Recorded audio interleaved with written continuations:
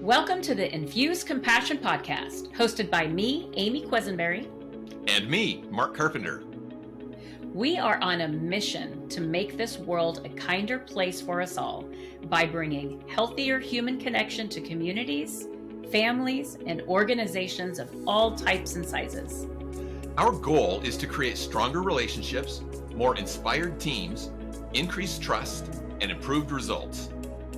So let's get started with more ways to infuse compassion into our world.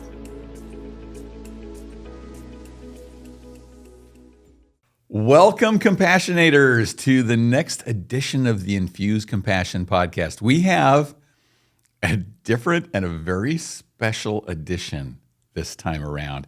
And I'm going to hand it off to my friend Amy, who is sitting next to me. That gives you one hint on how this is different than we've been doing it. But I'm going to let Amy talk about what we're doing and why this is such a special episode. Yeah, so we're really excited. Mark is in town. We are in San Diego, California, recording live at the Content Factory. And today we're going to do an incredible episode. We usually have one guest. Today we have two. We have Alex Tañón, who is a licensed psychotherapist, and Brandi Guild, who is a professional dancer and instructor. And we're going to be exploring the cross-section of therapy and dance. Alex, tell us a little bit about yourself, please, and then we'll go to you, Brandi. Sure, yeah. I'm a licensed psychotherapist in California. I work with adults and primarily do individual and couples therapy.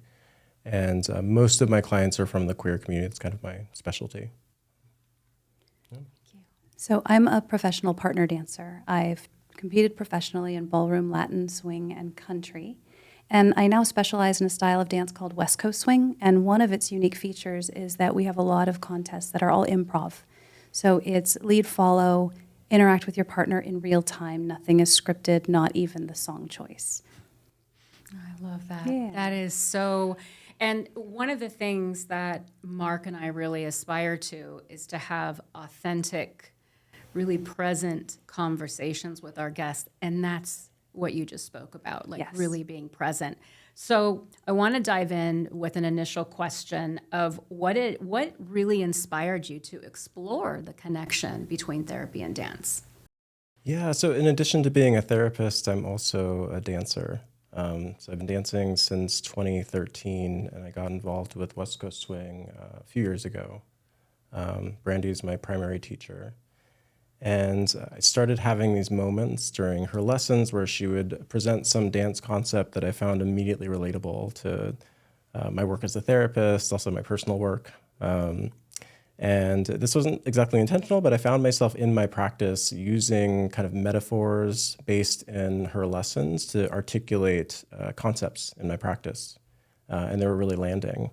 And so I started talking to Brandi about this a little bit, and it would spark these like really interesting conversations. And so I just thought it'd be really cool to share that with a broader audience. Alex was in a lesson one time, and he looked at me and he said, if you knew how often I quoted you in my therapy sessions, you would be charging me a lot more. That is great. You know, I love that comment that you made, Brandi, about the dance that you do is very unscripted. Yeah.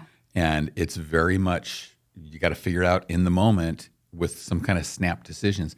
And I thought, that is life. Yeah. That is the life that we're living. So I'm seeing already that connection that you're talking about, Alex, between dance and the life that we live. Yeah, it's really powerful. And I want you to go a little bit deeper in some of the lessons that you learned. I know, Alex, you and I had a conversation previously about the people pleasing. Mm-hmm. Tell us a little bit about that. Yeah, so one of the first private lessons I did with Brandi, I went with a friend of mine, and it's a partner dance with lead follow, and I was doing follow. I was practicing as a follow during this lesson, and so Brandi watched us dancing. You know, she's kind of evaluating, and she gave her feedback at the end, and she she knows me very well. She's known me for years, so she looks at me and says, "Alex, your people pleasing behavior is showing up in your dancing." I was like, oh my gosh. But she made comments on how she noticed that I was heavily anticipating the leader's movement. I was trying to like fix mistakes. Like I was trying to like read before the mistake even happened and fix it, for the leader instead of kind of allowing that to happen. And so that kind of brought to mind sort of broader people-pleasing behaviors I see in myself and then also in my clients and how that could be used to articulate that. And people pleasing is so common, right? Brandi, dig into that a little bit deeper. Yeah, if you can, please. so in a lead follow dance, it's very common that the followers have this eagerness, an eagerness to please and an eagerness to respond in the way they think the leader is asking them to move, instead of having the patience to wait for the answers to be revealed. And so patience is probably one of the most valuable traits I see in a follower. Someone who's able to sit in a moment, and even a moment of discomfort, but sit in that moment of discomfort until the reaction becomes very clear, and then they're able to move with assertiveness and confidence through the spaces they want to move. And then a lot of times in leaders, I see them anticipating a situation, and so they end up, as a follower, when I have a leader who's responding before I can speak, it often feels like I'm being talked at instead of spoken with. And so I don't feel like a valued contributor to the conversation. So how do you overcome that? And I'll go with it in dance, and then maybe Alex, you can talk about it in life and in relationships. Yeah. How do you develop that patience that's required to respond appropriately? Practice. So it's practice and it's trust. So that I have to have trust in two things. I have to have trust that my partner is going to give me clear instructions that are followable, and I have to have the trust in myself that I'm going to be able to get myself to where I need to be next. And I love the trust on both sides of that. Yes.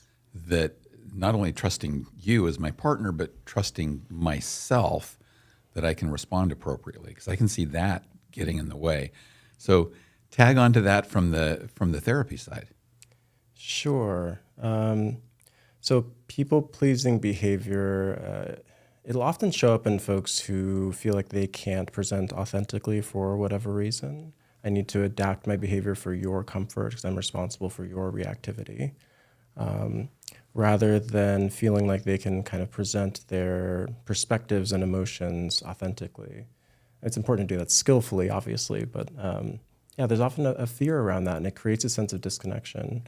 The irony in that is people will often engage in those sorts of behaviors to build connection or maintain connection, but it actually creates disconnection, because in order to have a true connection, you need authenticity. So I love the irony of that. Yeah. That they're trying to do it to build connection, but it's actually breaking down the connection. Right. Yeah. Yeah. There's also this idea that it creates a power imbalance in relationships, and there can be a total loss of identity. If I'm constantly engaging in people-pleasing behavior, then it's kind of like, so there's a psychologist named Tara Brach who talks about this spacesuit self. It's kind of our protective suit. But when we are overutilize that, we start to kind of identify with the suit and forget who we are beneath it. And with dancing, it's something that I recognize too, where it's like I'm afraid to really kind of let go and experience the free joy of dancing however I want to dance, within the confines of a partner dance, but still not focusing on kind of getting it right or like overly focusing on my partner's experience to the point where like I'm not adding any kind of authentic connection myself. Mm-hmm. Yeah. Brandi, we were talking just before we got on about mistakes. Yeah. And the power of mistakes and how easy it is. I'm not a dancer, but I can relate to this from a music standpoint. So I make a mistake and I get so focused on that mistake, I forget to go forward. Yes. And it leads to more mistakes. And so talk a little bit about how mistakes can actually be a positive for people rather than a negative.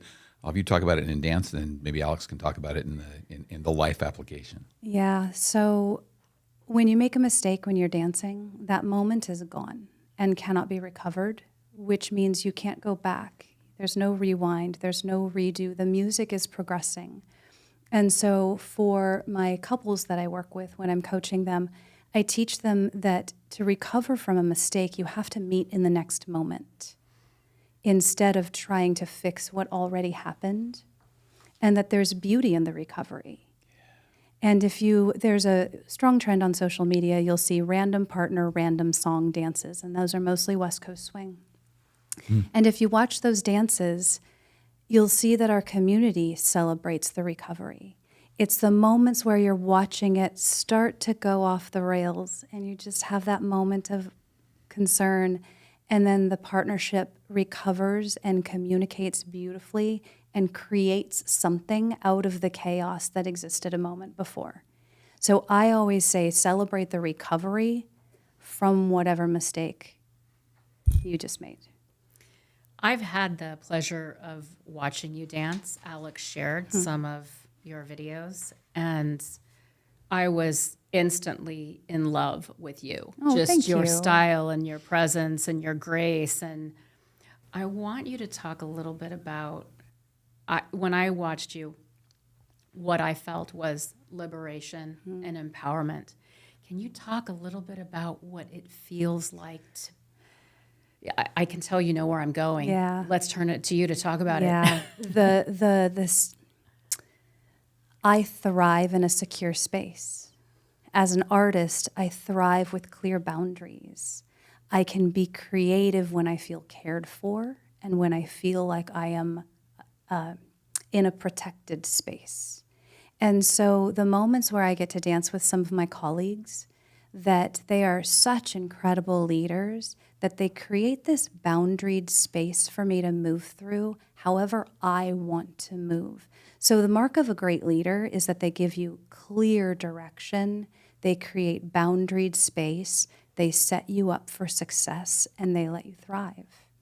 And so a lot of times leaders feel like creating clear boundaries is a controlling act, but it's actually a very loving act, because now I don't have to be concerned with where your boundaries are because you will make those abundantly clear as I approach. Mm-hmm. So the dances you got to see are some of my favorites because I'm dancing with my incredibly skilled colleagues that I've been able to dance with for decades. And they just provide a sense of safety and collaboration that lets me be authentically me. Mm-hmm. And I can move without fear. And that's when we show up as our best self. Absolutely. Right? Can you talk a little bit about, yeah, I know. Please take us there. Yeah, I was thinking about how safety, autonomy, connection, all of that is so necessary for a healthy relationship. Something that I encounter a lot with clients is there's often a fear of setting boundaries for kind of the very reason that you said, that it can feel oppressive. And there's this kind of balancing act of I want to take responsibility for my reactivity and my history and recognize that we all have that. We all have a history that impacts how we walk through the world today. And sometimes in order to have a healthy relationship, we need to communicate with our partners what we need so they can work within that structure rather than approach a relationship from such an individualistic stance. So. You know, I heard you earlier, Alex, say that there was one point where you were practicing being the follower. I'm sure there's other times where you were practicing as the leader. Yeah. And so I just thought that was an interesting thought, too, that sometimes in life we're the leader, sometimes we're the follower. Yeah. And we have to be clear, I think, on when we're which. And that's where those boundaries come in, as to where those boundaries lie. Am I on the right track with that, or give me some thoughts? Yeah. It's bringing something to mind, and I'm not quite sure if it's related, but I'm going to say it anyway, and we'll see. That's what we do. It's okay. So there's especially in couples therapy, there are times where one person has the floor to share their perspective, and the other person's role is to listen and provide care. Not necessarily to put in their input. So one person's kind of leading and one person's following. And then we might flip. We might not do it in that same session, but it kind of depends. One way we might do this is like a reflective listening. So in reflective listening, I might hear my partner say how they're feeling, and rather than immediately respond, I am listening for what they're saying and offering my interpretation of the meaning behind what they're saying and what they need. And then I ask them, did I get that right? And then they respond with yes or no, here's where you missed the mark. And then you continue the reflection. Okay, here's where I missed the mark. Now am I getting it right? And it's interesting as many people are resistant to doing reflective listening exercises. They can feel kind of awkward and uncomfortable. It's not usually how we talk to each other. However, it's so incredibly common for the message to be misconstrued because everything's coming through this filter, based on our history and our trauma and our old family dynamics and also like our dynamics with our partner. We kind of start to put our partner in a box. Not always, but this can happen where it's like I've had all these experiences and I have this like fixed perspective of my partner, and so I know what their intention is here. And so even if it's said really kind of like in a kind, skillful way, I might be reading it as an attack and get defensive. So a practice like that is kind of an invitation to break through that a little bit. You don't get to share what you're thinking right now. You just get to listen and validate, really. I think in all situations, we should all consider ourselves leader or follower, but we should be exchanging those all the time. I kind of think of the leader as the boundary setter, and the follower is the one who is moving within those boundaries. And ideally, we should all be setting our own boundaries in the spaces that we exist in. And so I love connection, as we talk about it in dancing, is a nonverbal form of communication. And so I like what you talk about, how we filter things through, because I always say communication is imperfect at its best. And then you add the nonverbal communication of lead follow, and that leaves all sorts of room for misinterpretation. And so every lead I get is put through my own frame of reference and is filtered into my own experiences. And so I understand it in a certain way, but there's always going to be gaps in what somebody says to me, and I'm going to be filling those in based on my own frame of reference. And so that active listening, being able to confirm with a partner, like, yes, that is actually what I intended, or no, you missed it. Yeah. Yeah. There's one other thing that I want to say about setting boundaries, and Yeah. maybe you can relate to how it connects to dance. But so one day I was meeting with my therapist, and I asked her, like, do you ever feel taken for granted? And she was like, oh yeah, absolutely. But she's like, my capacity for being taken for granted is in direct connection with my ability to set boundaries. So, they can't use what I don't give them. So in the context we were talking about, she was saying, I'm a psychologist, my family knows that, so they'll frequently reach out to me for support and feedback and guidance and all of this. And I have to say no sometimes. And I say no so that I can offer kind of an enthusiastic yes, and not completely drain myself. Yeah, I thought that was a really interesting concept of someone can't use what I don't give them. Like, being taken for granted is my responsibility to manage. And I say that in dance all the time. My leader can't use what I don't give them. And so there are times that I will not give a leader my hand if I need 2 beats in order to recover my own space and my own sense of internal stability to be able to move effectively with a partner again. So yeah, I love that idea of, I also say it when a follower, so lead follow in this nonverbal communication, typically when you first learn how to partner dance, the leader is always the one talking and the follower is always the one listening. And then as you progress to get good enough, it becomes 2-way communication where now the follower is making requests of the partnership.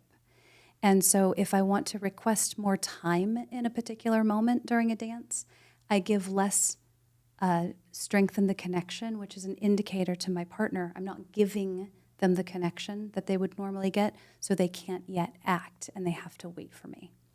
And so I love that exchange of, you can't use what I don't give you. Yeah. I remember this one lesson where you were like, I make it very clear they have no business with this hand. They have no business with this hand right now. It is not theirs. But I also don't think of that as disconnection. I don't think of it as complete disconnection. Complete disconnection means kind of vacating the space altogether energetically. This is just a different form of connection that is used differently. So when I think of connection, I think of independent, interdependent, and dependent. And in dancing, I want interdependent connection, which means we're creating something together that we can't create apart, but neither of us is dependent on the other for internal stability and an ability to move. So we retain our autonomy, but we would notice each other's absence. That's my favorite connection. I love that. That's a great phrase. That you'll notice each other's absence. Yeah. Yeah. Well, and when I think about healthy dynamics in a relationship, that's what we're looking for. We're looking for somebody who stands independently on their own but can stand alongside us, right? Yeah, that's so powerful. I want to go back to that concept about mistakes too. And how do you keep your mistakes from kind of stopping your progression? Because a lot of times we get so focused on the mistakes, we forget what we've done right. I was reading a book about this the other day, that one of the reasons that we don't progress very well in business is we get so focused on, gee, I feel like I should be up at this point, but we don't realize, but I've gotten to this point. I feel like I need to be at point X, and so I'm frustrated because I'm only at point M, but I don't realize I started at point A, and that's a lot of progress between A and M. And I should be celebrating that, not just the miss that I'm not quite to X. So talk a little bit about looking at the positive side, the growth side, and how that connects in with mistakes. Yeah, so a personal struggle that I've always had is balancing that idea of ambition, which can lead to a sense of dissatisfaction, and contentment can lead to complacency. And so learning how to continue to grow and continue to improve while still being mindful, aware, and grateful for the progress I've made. And that's been a delicate balance for me for my entire career, is I have this eye towards improvement, which sometimes leads me to continue to push and push and push and still feel dissatisfied regardless of what level I manage to get to. Those are my personal demons, so there they are. We'll talk about those later. So working with dancers and teaching them how to move from where they are. And that's one of the things I say, both figuratively and literally. So as a dancer, I have to move from exactly where I am and not where I thought I would be. And as a leader, I have to lead my follower from where they actually are, not where I thought they might be. And so as leaders are leading patterns and followers are moving through them, sometimes they don't go as expected. And if you try to lead the next movement based on where you thought you would be instead of where you actually are, you're destined to fail. And so I don't like labeling things as mistakes. How was it supposed to go? Does anybody really know how it was supposed to go? It went. So let's respond to that instead of the hypothetical. I have so many thoughts that I want to share. That's okay. Go.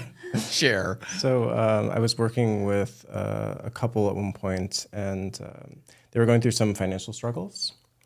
And so they decided essentially to cancel Christmas. And there was this mutual understanding between them that that was totally fine. They understood and they get through it and it was all good. So shortly after Christmas, I met with them. And it turns out one of the partners was very much not okay with that. They were actually quite hurt. They never communicated it, but they were really hurt. And they were saying, like, I wish we would have done something. This is a really meaningful holiday to me. We could have gone to the dollar store, like some kind of just, even just symbolic gesture would have been powerful. And the other partner immediately started getting incredibly self-deprecating. And I was actually thinking about this concept from dance. And so I kind of introduced this because I had a lesson with Brandi, I think it was actually the day before, where she was teaching us some complicated pattern and a lot of us were getting stuck and she caught us like trying to fix it. And she's like, you can't go back in time, you're there, What can you do from this weird position that you're in, And so I told them that story and I was like, you're kind of in this awkward position now. Things weren't what you expected, things weren't communicated well. So what can you do from here? And that landed really well. At one point they were just like, we're just going to celebrate Christmas on New Year's. Like, who cares what day it is, So it's a really cool experience. I love that so much.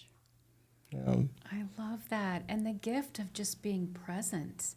We talk about how powerful this is of just being present. And that's so much of what I've heard you talk about, that gift of just being present. And I think so much of the time we live in the past and in regret. Mm-hmm. And I really hope our compassionators, as we love to call you, just that we're here. Mm-hmm. We're here. You've talked a lot about not fighting the process of learning, just continuing this conversation of not fighting the process of learning. What are some gifts that you can give people, some wisdom that you can share about not fighting that process of learning? Can I share something you told me? I would love that. Okay. So I remember one of our first lessons, you pointed out many things in my dancing that weren't particularly skillful or that needed some work. And then I think you could pick up on my anxiety because you went to go to the DJ booth and you stopped and you turned around and you're like, Alex, like you're gonna mess up. You've been dancing this way for like a decade. I don't expect you to like all of a sudden be able to fix all this stuff. I just want you, like, don't be judgmental, don't be harshly critical. I want you to get really curious about your dancing and notice, oh yeah, there it is. That's where this shows up, these habits that we're trying to work through. And then when you can, adjust them. But if you don't, that's okay. But be really kind and compassionate with yourself throughout that process. And again, that also applies directly to therapy. Exploring our inner world, it can get, people get hypercritical when they start identifying certain unskillful habits or things that have been actively detrimental towards themselves and their relationships. And so I really encourage, like, first of all, there's a very good reason why you are the way that you are. We have these adaptive responses that we build over time based on our experiences, based on our trauma. So, we need to offer ourselves that grace. That's a personal practice that I need to do quite often too. And then get really curious. I did that thing again. I got really reactive in that space, or, I got really in my head there again. What was going on there? Can I dissect this situation and really learn from it? Rather than fall into a shame cycle where it's really pretty much impossible to draw any kind of growth when we're drowning in shame. So. Be curious, not judgmental. Mm-hmm, exactly. I was waiting for you to get that motto out there from in front of everybody. I'm a huge Ted Lasso fan. I am too now, thanks to you. So be curious, not judgmental is now my family motto. I remind my kids of it regularly. I remind my students of it. One of the things that I think is really interesting about dancers is that they tend to study a hypothetical body instead of studying their own body. And there's no such thing as a hypothetical body. I have an actual body, and this is what I have to work with. And so I encourage dancers to get really curious about how they currently move instead of spending all their time thinking about how they should move. Because how you currently move is your starting place. And the better you understand it, the better you understand your movement patterns, the more capable you're going to be to change them. The hardest habit I have to break in a student is the one they don't know they have. The one I have to pull out my phone, record them, and go, see, you are doing that. But the habits that you know you have, the movement patterns you are really aware of, are a lot easier to change. And so that sense of curiosity will serve you really, really well. And I love that point. And part of my role in this podcast and this podcast relationship with Amy is bringing back the business side of it. Yeah. And I see some great business applications there too around be curious, not judgmental. And in part of the development, I love that point about you got to go from where you are, not where you expect to be. And you've got to deal with not your hypothetical body, what you maybe hope your business is, but what your business is right now, and move from there to progress. Yeah. Yeah. Yeah, I'd like to build on that a little bit. Yeah, please. Something else you said that I found very useful and applicable to therapy and like life in general was you had a very kind approach to teaching in that you would offer a lot of information. You would kind of section it off. You might say something like, this is kind of more advanced. And you'd say something like, if this goes over your head, you weren't meant to receive it. Like, allow it to go over your head. And it made me think of how growth happens in stages. We need these kind of foundational skills in place before we can move forward. So sometimes in therapy, clients will get really impatient with certain things. They're like, okay, I've identified the problem, how do I get to the end? But there's certain things that they're not quite ready for. So for example, like I do a treatment called EMDR. It's a trauma treatment. It stands for eye movement desensitization and reprocessing therapy. And trauma therapy can be really intense. I'm asking you to sit with the most difficult moments in your lives. And sometimes when we try to touch on that stuff, there's a really huge abreaction. And so then we need to just focus on resourcing. How do we shift states when you're triggered? We really need to focus on that first before we get over here. You're not ready for that yet. And that's not a criticism. It's just something you're not prepared for. I have another person I work with who really likes video games, and I love the way he framed it. He basically said, we were talking about like getting triggered in conversations, managing that trigger, and then communicating in a way that would be more effective and compassionate and empathetic and all of that, and takes responsibility for his feelings. And he tried to apply it in his family, but he recognized that even though he was using it at work and in his relationships, when he was with his family, there was a total regression. But he was actually quite kind to himself. He's like, he plays video games again. He's like, I need more experience points. I need to level up because my mom is like the final dungeon. She's like the final boss. And I just don't have the experience points ready to take that down yet. So, Oh, I'm just thinking, I hope my kids don't think of me as the final dungeon. I love the awareness around that, though. That's really powerful, really powerful. We talked a little bit about creative expression as healing, right? So we've talked about connections, disconnections. We've talked about mistakes, learning. Take us into the healing aspect. I know there's a lot that we've talked about, but maybe you can start with some of the benefits of movement. So, more information about me. For the longest time, I was such a technician in my style of dance. And I realized that it was an absolute shield because if I was technically good enough, I was beyond reproach. And I wasn't opening myself up for people to have an opinion about me, for them to have things to say about my artistry, because it was all shrouded in excellent technique. So I had to get to a place where I felt willing, not just comfortable, but willing to let that guard down and start expressing myself as an artist. I used to call myself the least creative artist I knew. And that was so mean. That was so incredibly mean. And so I actually was able to grow through this in working with other dancers and helping them foster their creativity and teaching people who tend to be more analytical that sometimes creativity shows up as problem solving. And sometimes creativity is not birthing something brand new into existence, but rather taking something that already exists and reworking it to be something new and something different. And so creativity comes in a lot of forms. And I truly believe that creators are better when they have clear guidelines. So what I tell my students, for example, is if I just say, hey, make me a picture, you're probably going to sit there and go, what? What do you want?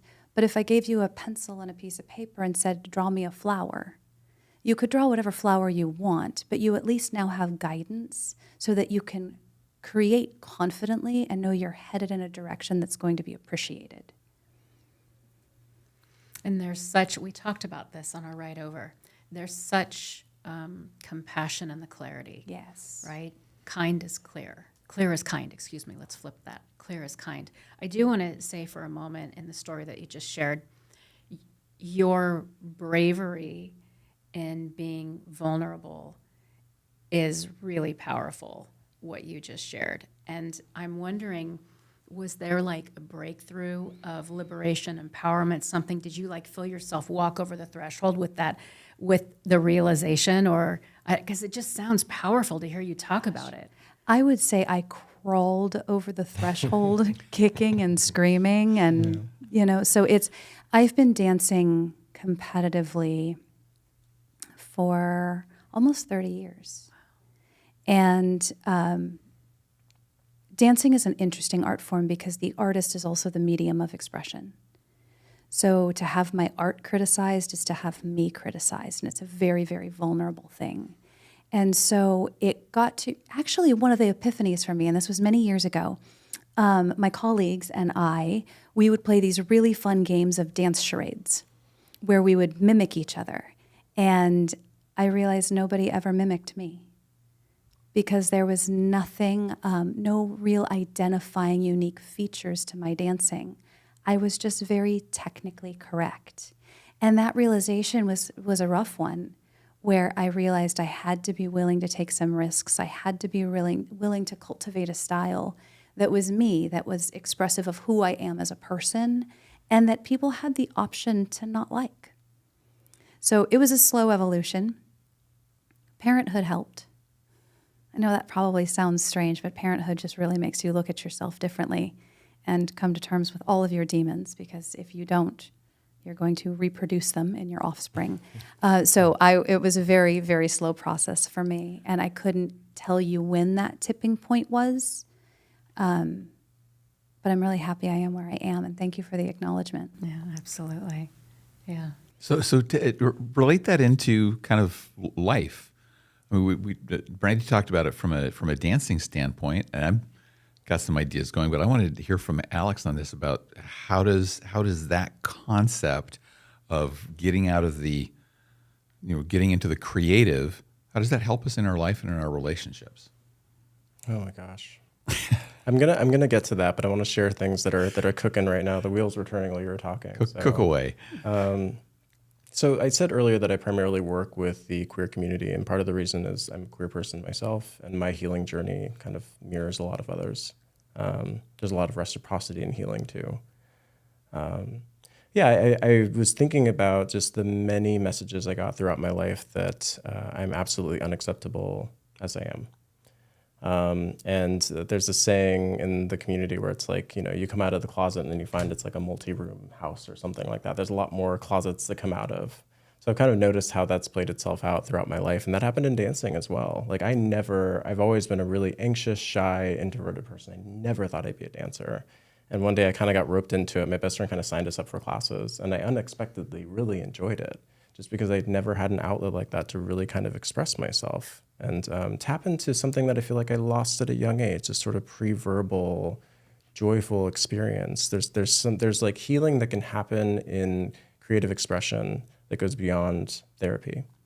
But even with that, it was interesting. Like I learned a dance that was very structured, and I found I'm like, give me an instruction manual and tell me exactly how to dance, and I'll do that. I was doing line dancing, I was doing Lindy Hop, and learning a very structured approach to it. I wasn't very creative in my dancing. It's still something I'm struggling with.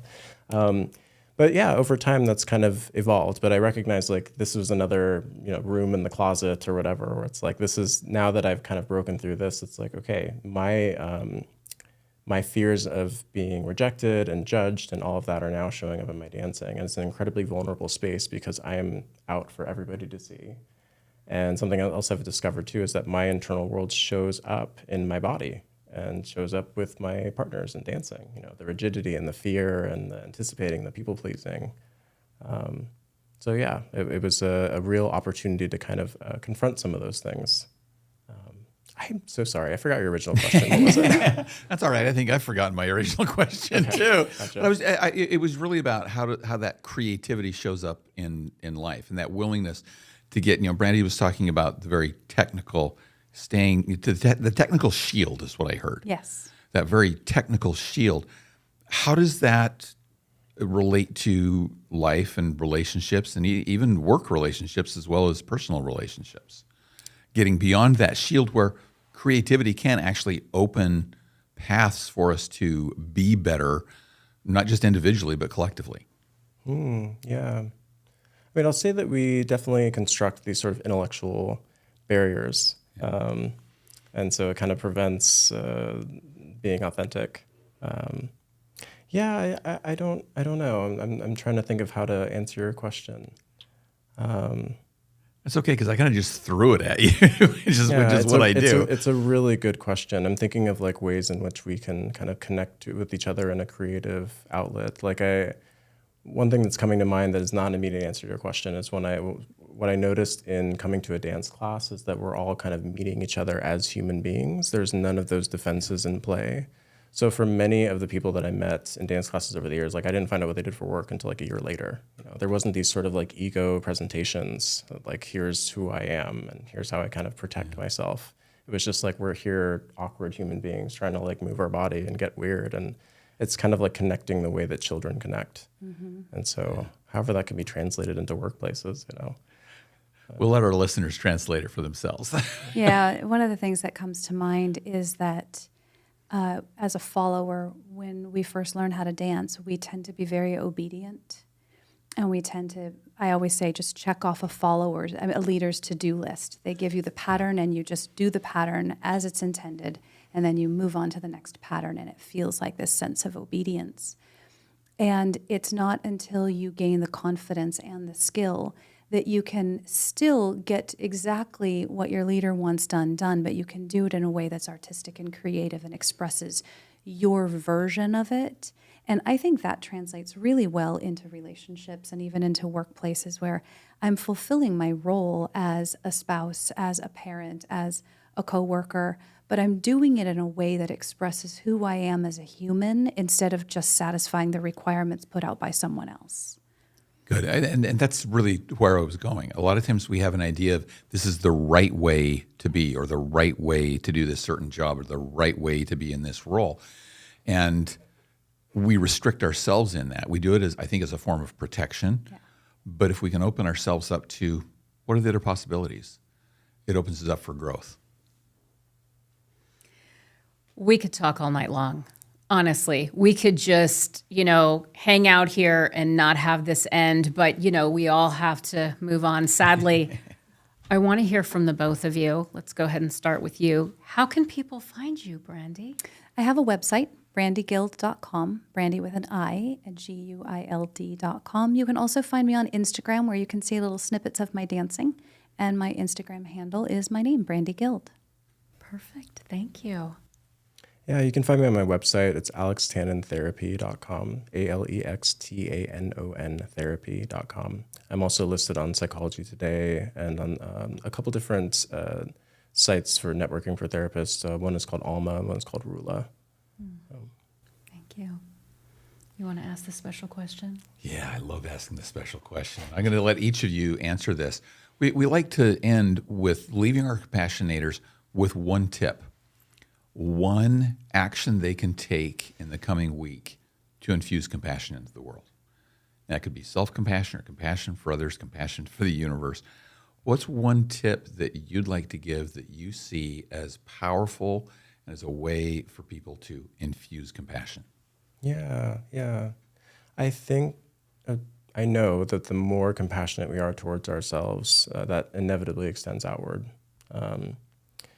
So work that I do with my clients is identifying these kind of difficult parts of ourselves, when we get reactive, the way our trauma shows up in our body, and often there's an adversarial relationship.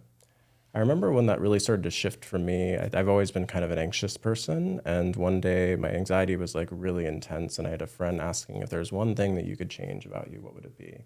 And I started to say I would eradicate my anxiety, and I stopped myself actually.